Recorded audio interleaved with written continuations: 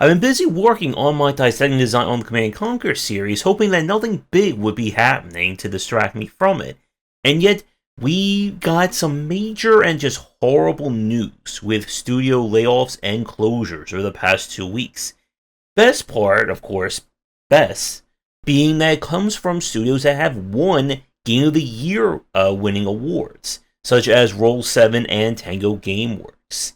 And for today's kind of short and very sad critical thought, I want to talk about this mindset that is kind of driving these closures and why it is completely antithetical to what it means to make a successful video game studio and a video game industry.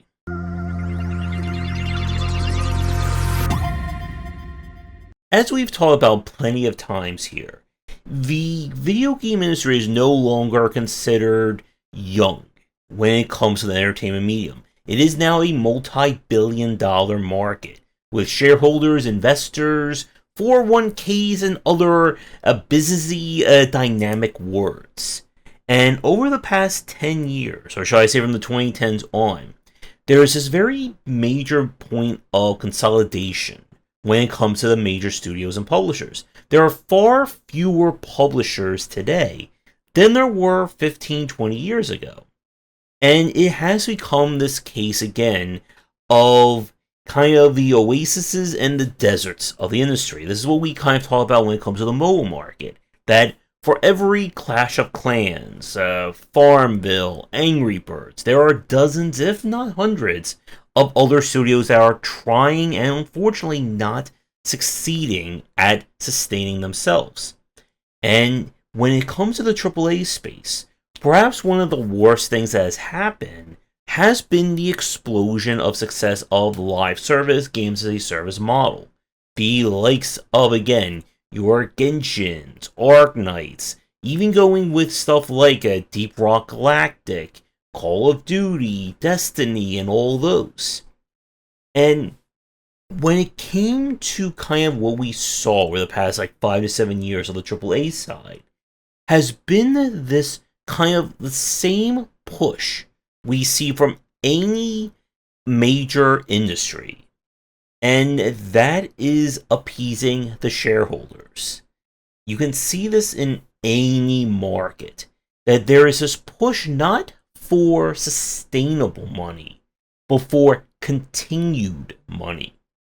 If Studio A makes $3 million year one, and then they make $8 million year two, that's considered a resounding success. If Studio B makes $10 million year one, and then makes $10 million year two, that's considered a failure. And this push for continued money is again why a lot of people, a lot of investors have been going heavy into the video game industry. As we saw the whole entire fallout of Embracer Group over about 3 weeks ago. It seems like it's only been a year, but no. It's only been a few weeks at the time of me recording this. And we talked about this before with Ramin, that during the, again, the whole COVID outbreak and everyone being stuck inside, the video game industry saw a massive boom of people socializing through games and not going to, sporting events, movies, going out to eat. And it attracted a lot of big name investors saying that, well, video games are making so much money, so I want to get in and make so much money. But what we've seen time and time again is that a lot of people who may think they are very smart because they have lots of money fail to understand some of the fundamental aspects of the video game industry and what separates it from other mediums. So the first one, and again, this is something that everyone who's watching this right now, especially every developer, is going to respond with a resounding duh. But video games are not a consistent source of profit. And again, right now someone's going to throw at me, well, what about stuff like Destiny, Helldivers, Arknights, Genshin, and pick any live service game? Well, those are outliers. And it's this kind of chase for that live service money which has put us into this position. But when we look at the games that have succeeded, the studios that have remained sustainable over the years, It's not about releasing a game and earning $100 million week one. It's also not about working on a game and earning $100 million while the game is being developed. Good game development takes time, and that means that studios need that time in order to develop a game, whether that time is 1 to 3 years, 2 to 4, 5 to 8, 8 to 10, it doesn't matter. And one of the things that we've talked about in previous Critical Thoughts has been that if you're spending 8 to 10 years of your life working on a single game, that is oftentimes not the best thing. But what we're focusing on for today is the AAA, again, large-scale game development.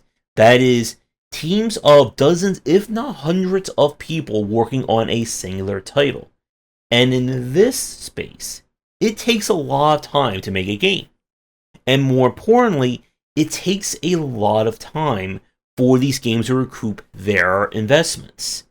That is something that shareholders and people who only care about money aren't entirely thrilled about.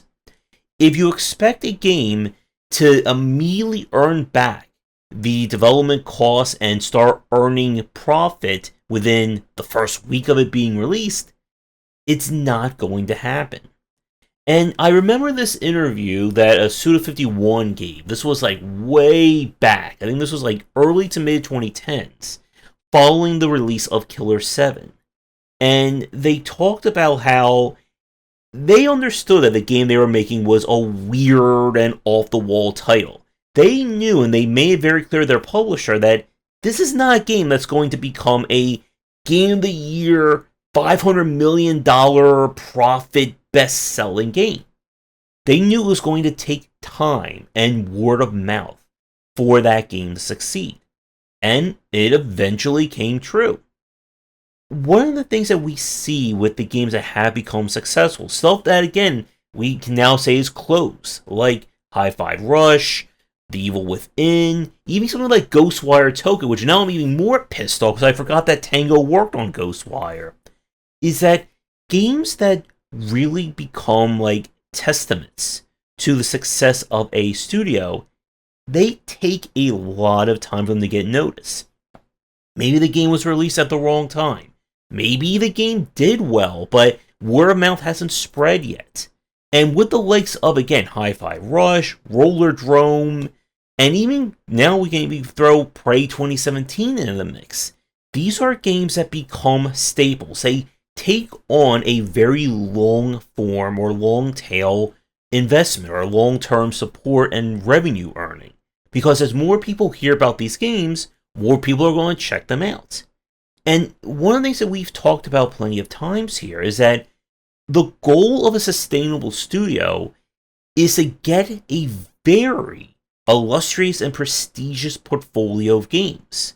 That, yes, they have that one big name game that everyone knows about. With Clay Entertainment, it's probably going to be either Auction Not Included or Don't Starve Together. But once people love that one game, you know what they do? They start looking at the other games from that studio. If they enjoyed Auction Not Included, maybe they're going to enjoy Don't Starve, or vice versa. And this is when a studio begins to build this brand reputation. Again, this is the stuff that you can't put an actual monetary value on. It's something you can't force as a publisher or as a studio. It's, again, why the likes of Valve, Nintendo, and Blizzard at their peak were considered some of the best in the industry. Because you can't just throw 20 people into a room, give them some random amount of money and say, go make a Team Fortress. Go make StarCraft 2. Or what Hasbro is now trying to do is saying, go make Baldur's Gate 4. And I can tell you with almost absolute certainty that whoever gets tasked with that job by Hasbro, they are not going to succeed. Or they will never succeed at the same level that Larian did. And again, this is the point that we talk about when it comes to the video game industry, what separates it from other markets.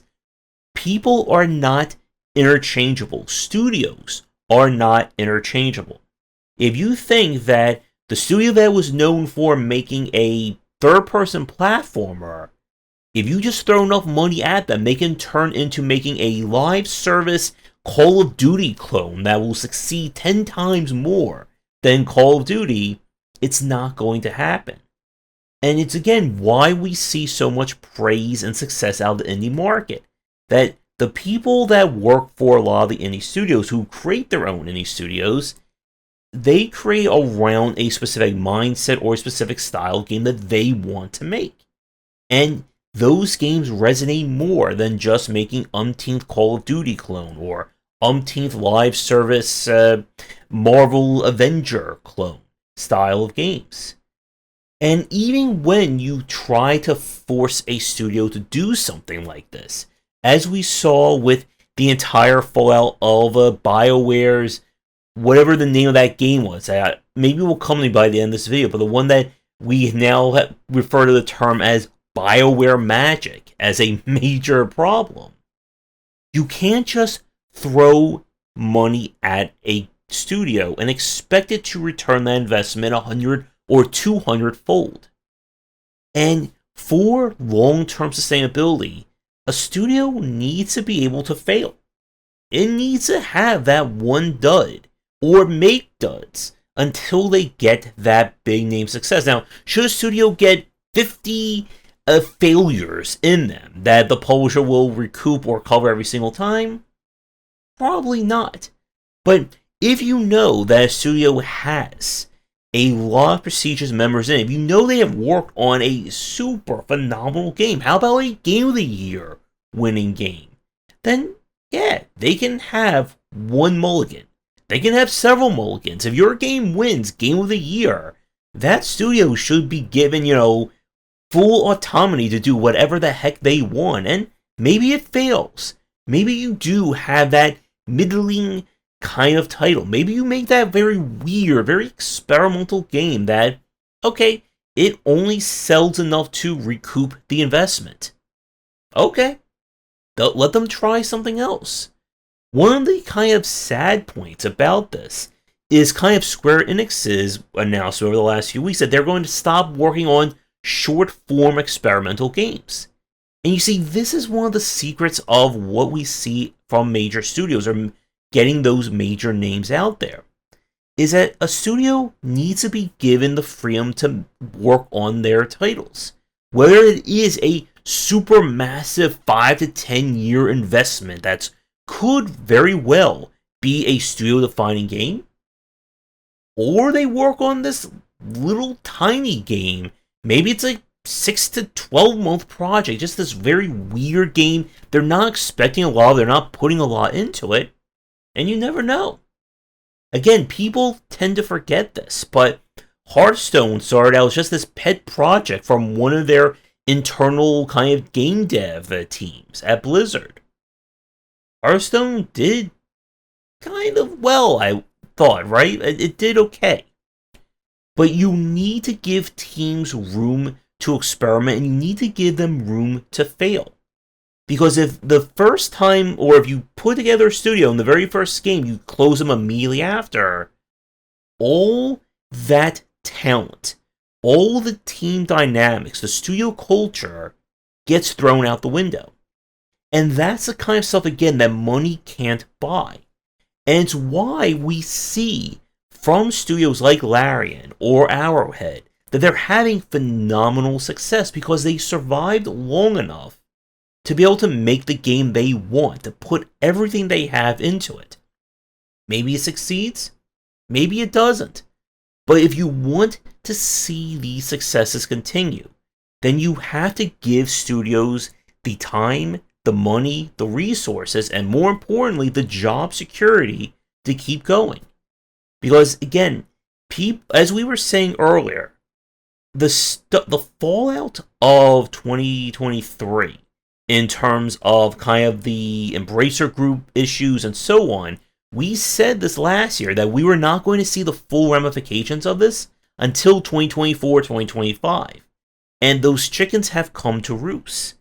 And for many publishers who continue to chase this shareholder kind of continued growth mentality, they're going to find that the entire force they cultivated is now completely burned down, and now they're going to be earning even less money. Now, whether or not this is actually going to affect publishers like Microsoft or actual Embracer, or even something like with Unity, is still very much in the air. But as my final point for today, I didn't want this video going for this long, we need a game dev union. We absolutely need protection for companies and studios at this point. There is absolutely no valid reason why studios like Roll7, Tango, and even Arcane, I think they're Austin. I completely forgot which Arcane we're talking about. There's no reason why a studio that put out a Game of the Year winning title, something that people will continue to talk about for years to come, that it drives, again, this clout that is so impossibly hard to get as a new developer, that once you have that and you can then sell your game on your studio's name itself, to then cancel them and close their studios, it is just not a long-term thought process, and it's going to lead to a lot more of a dearth when it comes to the AAA market. And a lot of people are now lumping Microsoft in with Unity, and here's one final pro game dev tip for you. If people are comparing you to Unity, following their speed run to just destroying all their goodwill, then you have done something very, very wrong. Thanks for watching, and a special thank you to our Patreon supporters. If you enjoyed the video, do the YouTubing stuff, be sure to visit our Discord and Patreon, and you're interested in more of my thoughts on design, check out my game design books.